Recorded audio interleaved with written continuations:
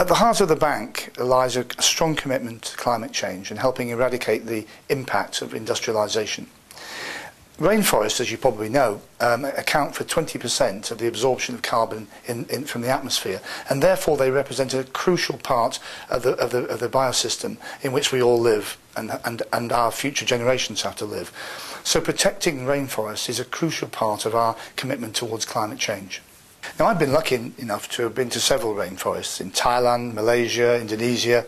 I've even visited New Zealand. I'd like to get to the Amazon, but that will have to wait for a while, I expect. But they're incredibly beautiful places, and they are incredibly important to our planet as a whole. I mean, something like 60% of all flora is contained in rainforests. So how we treat rainforests is absolutely vital to our long-term future and the preservation of the Earth as we know it.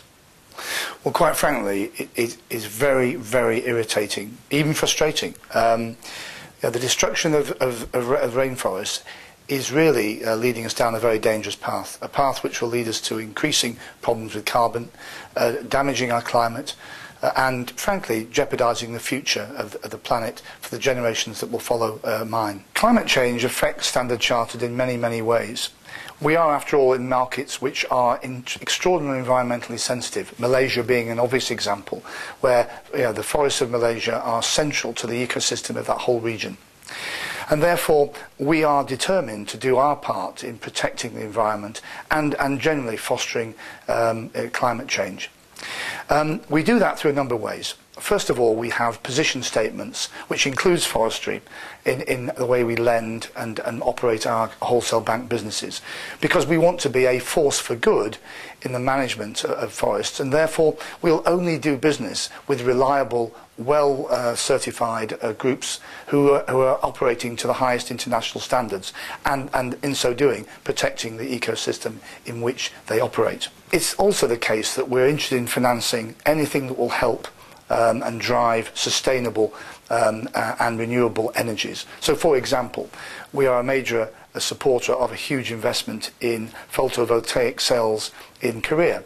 We're looking at forestation campaigns in other parts of the world.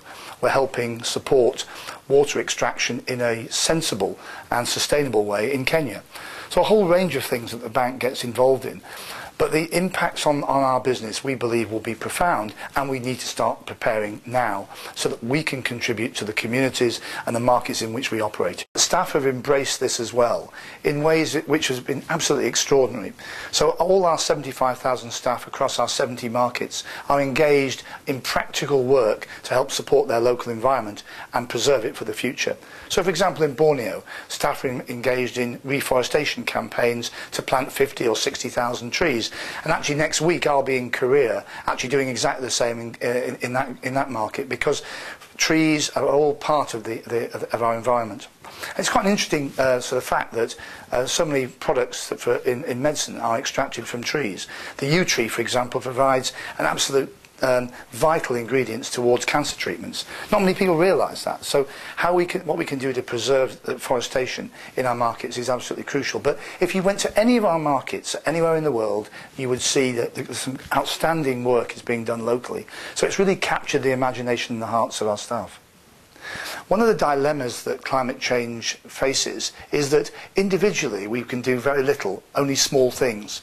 But we have to get collectively people together to do it, because if people do it together, small things over many millions of people builds into important impacts. So, for example, we have over 1 million pledges signed up on our website, which is specifically devoted to climate change, that people will just not keep the tap running when they're brushing their teeth.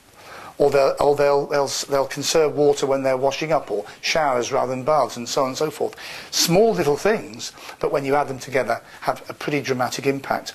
So the leader's role is to try and encourage and support and reward and recognise those sorts of small improvements, which will hopefully lead to big changes.